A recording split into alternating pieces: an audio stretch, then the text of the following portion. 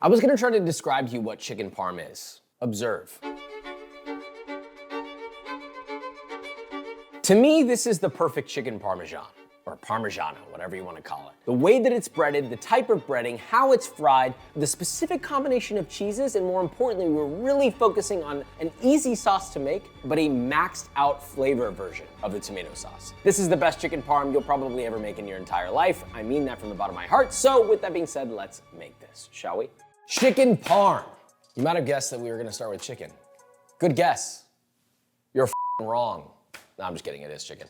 2 pounds of chicken breast. You could theoretically use thigh, and I'm actually a more preferential to thigh, but let's be real. People are used to the texture of breast, and I think if it's done well, it's actually quite nice because you have a leaner piece of meat and you have all this fat on top of it, which, big fan of that. So, you'll take each breast. If they have excess fat on them like this, you can leave it on, you can cut it off if you want. I'll remove it. You have 2 options when you butterfly these. You can either cut all the way through, and you have 2 pieces of chicken, which you'll then flatten, or you can effectively butterfly down the center. So you run your knife along the center of the chicken, open it up, kind of like a book, like that. Now, you could stop there and have real big chicken. If that's the kind of chicken parm you like, then stop there and pound it out. Now, what we're gonna do is we're actually gonna cut all the way through the chicken so you get more individual pieces. This will serve more people a lot easier. If you have these sort of stragglers, you can remove them and freeze them. You'll just repeat that with each chicken breast. Now, when you pound this out, you can either use plastic wrap or you can use parchment paper. It really doesn't matter, just pick what you got. I prefer plastic wrap because I like microplastics. That's a joke. So you have a layer of plastic wrap on the bottom and a layer of plastic wrap on the top. You'll take a mallet. Oh, you don't have a mallet, what do I do? This can also be a mallet. It basically is. Point is, you wanna pound this out until it's even in thickness, right? Because if you think about it, every chicken breast kind of tapers down. This part is thinner than this part, so make this as thin as this. The goal is even thickness throughout and about a grand total thickness of a little over a 1/4 inch thick. We'll call it 1/3 of an inch. So then when you take this off, you'll carefully remove the plastic wrap. I wouldn't fully remove this, right? I would kind of stop there so that you can then take your piece of chicken out. It's okay if it's got a little bit of a hole in it when you bread it, that will get covered up. And then repeat that with the rest of your chicken. It ain't that difficult, y'all, all right? Just don't think about your ex, because then you'll f this up. Just go, nice and steady. Nice and steady. In some cases, I would say take your aggression out on it, but in this case, the chicken breast can only take so much, okay? Brining your chicken, wow. This is something that I think a lot of people skip. It's kind of gone out of fashion. People cure their chicken. In this case, if you have time to let your chicken sit in salt, curing it is not the move, right? You would only cure something if you want the exterior to be tacky and dry, you want a good Maillard. That's not the goal here. The goal here is to make it juicy, and the goal here is to make it salty throughout from edge to the center. So, to do that, bowl 1 quart of water, 2 tablespoons of kosher salt, and then just whisk that until the salt's totally dissolved. There might be like 1 or 2 granules in the bottom, it's fine. If there's a ton of salt in the bottom, which there shouldn't be, keep whisking. Now, to this bowl, we're gonna add 1 whole lemon. You're going to slice your lemon. You can make it as thin as you want. These are, I don't know, this is like what, a 1/4 inch roughly? I love 1/4 inch. You guys will hear me say that a lot because I don't really know measurements that well. Take your lemon slices and add that to your bowl, along with 4 cloves of garlic. You can throw them in whole, these are peeled. You could also give them a light little smack with the flat side of your knife just to bruise them, let that flavor out a little more. Pop those in. A teaspoon of red pepper flakes, and 2 teaspoons of black peppercorns. Last, and to me this is actually funny enough the most important part, these you will taste the most in your brine, and that is 2 fresh sprigs of rosemary. You're gonna wanna kind of crumple them up in your hand and just squeeze them, This is the part where you think about your ex, right? No, I'm just kidding. If you smell that afterwards, you can smell all the essential oils coming out of this. That will contribute to your brine in a very big way. You don't need to do anything else at this point. We're just gonna put the chicken in. We have our pounded chicken and just gently lay those in 1 at a time. Don't just toss them in there.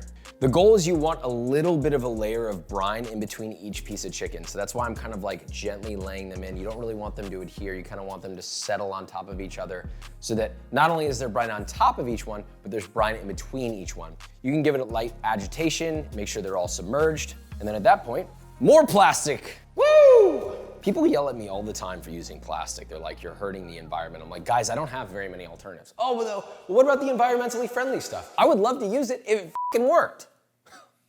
Anyway, cover that with plastic wrap, set this in your fridge overnight. If you don't have time for overnight, a minimum of 3 to 4 hours, but ideally overnight. Sauce time. This is maybe the most crucial part of the whole recipe because if your sauce is shit, your chicken parm is shit. It just is what it is. You can use lower quality chicken. You could use organic, not organic, and it's probably still gonna be good. But if your sauce sucks, there ain't nothing that's gonna cover that up because that's what covers the chicken. So, guanciale. You don't have guanciale? Use bacon. 3 ounces. And I want you to cut this into small little cubes. It doesn't have to be perfect because we're gonna chop this very finely after it's cooked. If you do wanna cut it nicely, you'll start by cutting 1/4 inch thick slices. You want perfect cubes? You already cut it a 1/4 inch one way into a slice, right? I want you to cut 1/4 inch segments to create perfect batons of pork. We have 1/4 inch batons. Guess what? Oh my God, I'm so scared of a 1/4 inch. We're gonna cut a 1/4 inch again, the other way. And you'll get beautiful little 1/4 inch cubes. You could also literally just run your knife through it. I really don't care. You can stack these with the rest of your pork. We have a medium sauce pot set over medium heat. 2.5 tablespoons of extra virgin olive oil. So we have all of our guanciale going in. Then I want you to just lightly coat that in the olive oil. And you're gonna kind of teeter-totter between medium and medium-low. We don't wanna get too high. We want all the fat to render from this and then let it get crispy. So I'm gonna lower my heat just a little. I'm on medium-low. I'm gonna let this fat render for like 2 to 4 minutes, stirring occasionally. Okay, so the majority of the fat has rendered out. You can tell because now it's starting to brown a little bit. I've increased the heat to medium. I'm gonna keep cooking this for another 2-3 minutes or until it's really crispy and brown. Stirring occasionally, by the way. Yeah. When it looks like that, when you're looking at it and it looks like, oh, are these a bunch of ruby gems that I could sell for an exorbitant inflated price? They're there. They are there. Look, the whole point is you wanna go as brown and crispy as possible because we're gonna chop these up and it's gonna go back into the sauce. If it's still got some moisture in it, I would let it continue to cook. You want crispy little crumblies. If this spoon wasn't so hot, I would put these in my mouth.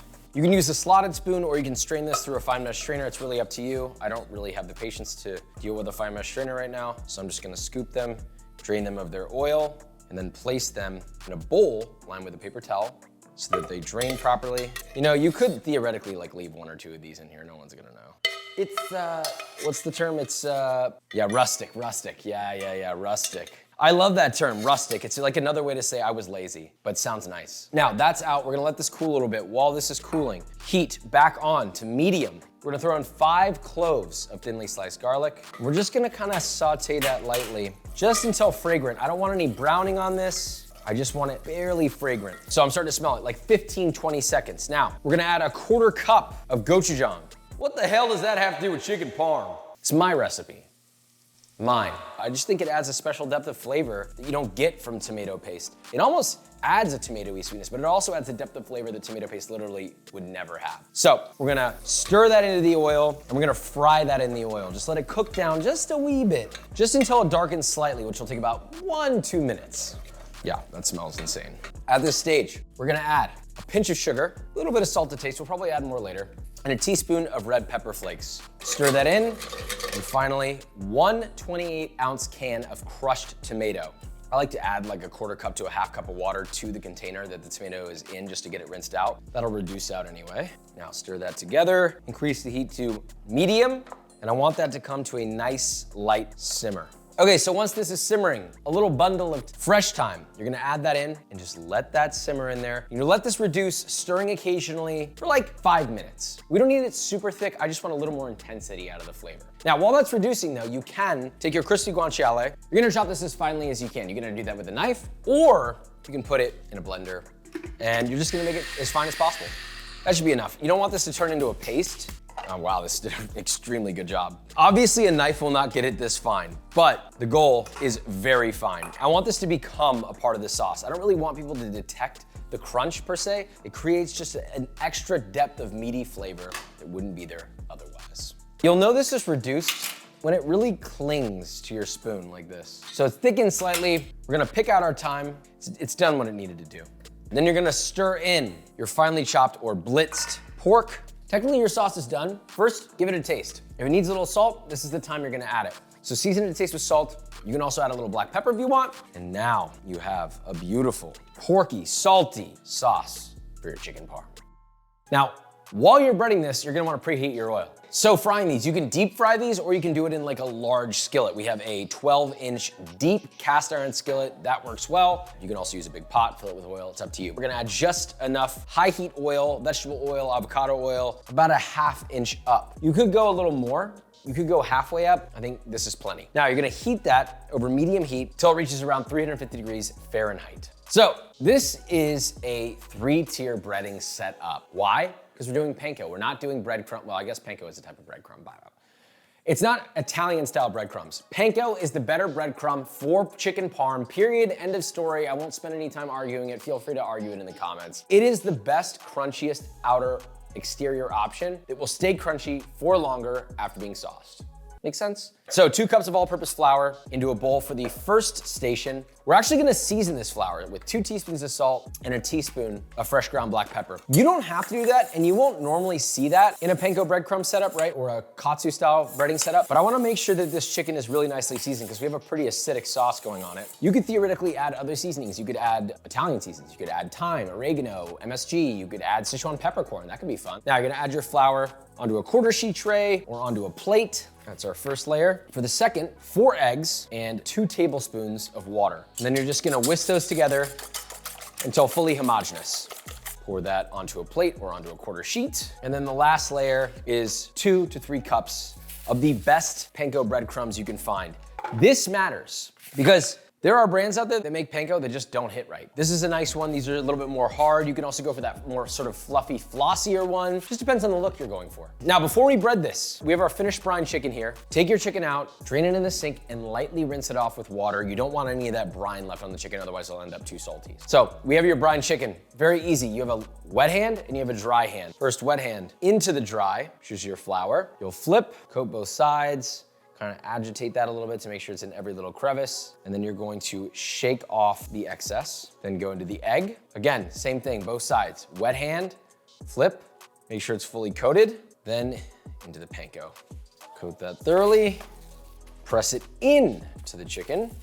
Make sure it fully adheres. I don't want any bald spots on it, so just take your time. You don't have that many pieces of chicken, so there's no reason to rush here. And that is a beautifully breaded piece of chicken right there. Place that onto a prepared sheet tray, and then just repeat with every piece of chicken. So, very simply, so you take your chicken and lay it away from you. And you're going to swirl the pan around, create constant movement. We're sitting at medium heat, 350 Fahrenheit, till it's like a light golden brown and the internal temperature is 165 Fahrenheit. Now, once you start to get a little bit of color, you're gonna take 1 sprig of rosemary and toss that in. Might sputter a little, don't get scared. After about 2 to 3 minutes, you can see the edges are starting to brown, but the top's not quite received a crust yet, so we're gonna carefully flip that over and let that fry on the other side. Keep that movement going for another 2 to 3 minutes. So, at this stage, we'll take our rosemary out. It's done. You can see that it's a beautiful golden brown. It's crispy. I'm gonna lay that on our sheet tray, line with a wire rack, and repeat with the rest of your chicken. Okay, we're essentially at the assembly broil stage. Cheese. Very, very, very important. We have 3 kinds of cheese. 2 of them are kind of the same. We have 2 cups. God. Full fat mozzarella and 2 cups of a lower fat, low moisture mozzarella, followed by 1/2 cup of finely grated Pecorino Romano. You're gonna toss that together. But Josh, why can't I just do mozzarella? You can just do mozzarella. I don't care. You could do 1 type of mozzarella, you could do all full fat, you could do whatever. But this was designed specifically. The low fat is what's gonna create that sort of like chewy cheese pulley texture. The higher fat mozzarella is gonna give you that rich sort of like milky, creamy flavor. And then the Pecorino is there for the salty, funky hit. They're all working together. This is like an army of cheese that's here to fight for your best chicken parm experience. Don't you want that? Anyway, mix that together thoroughly, and now we can broil this. So we have all of our fried chicken cutlets. They're gonna go on to a foil-lined baking sheet from your wire rack from frying. Theoretically, you could have just used the same baking sheet, but I like making more dishes for myself. And by myself, I mean Haynes. Right, so you're gonna put around 4 ounces, roughly, this is a 4-ounce ladle, of sauce on top of each chicken. Spread it out lightly. It's okay if it falls off a little. I try to keep it mostly on the chicken. I really don't like it to go off the edges. It's just me being really anal. Now, from there, the amount of cheese you put on this is really up to you. You like it really cheesy? put a fuckload of cheese. You don't, put less. There's more than enough cheese for all of this chicken, right? There's just enough sauce, but there's more than enough cheese. Start with less first, right? Because you can't really take it off once it goes on. You might look at that and go, oh, that's enough, right? Not for me. I'm gonna go a little more. I want it to kind of mound on top of the chicken like that. Press it down a little, and then we'll just repeat that with each chicken. Now we're gonna place this into a broiler set to high for 4 to 6 minutes. Check it at the 3 to 4 minute mark, okay? Just peek in there. Make sure it's not getting blasted to hell, but you do want a little bit of color, so see you then. Now, very simply, you can serve this straight up on a plate as it is, or you can add a little bit of fresh, thinly sliced chives on top, or more pecorino grated on top. That's up to you. Serve and enjoy. All right, we have our final product. First test of a good chicken parm. Listen, you hear that? The crunch, still crisp underneath a bed of sauce and cheese. It's a good sign. That's a banger. That is a banger. Hallmark of a good chicken parm is the first thing is the fried crispy chicken is good on its own. You don't even need to add anything to it, but the essence of adding this unbelievably rich, slightly tart, salty, balanced, slightly spicy tomato sauce combined with not just the unctuousness of the cheese, but the funkiness of the pecorino coming through. I mean, this is a beautiful, classic chicken parm, exactly the flavors that you're thinking of, but just elevated, just better. I would say the best version of itself. You can add things to this if you wanna switch it up, put a little lemon zest, put a little extra pecorino on top if that's your vibe, but this in and of itself, to me, is a perfect chicken parm. And if you make this, I doubt you're gonna disagree. So, recipes in the link in the description. Love ya, subscribe, bye.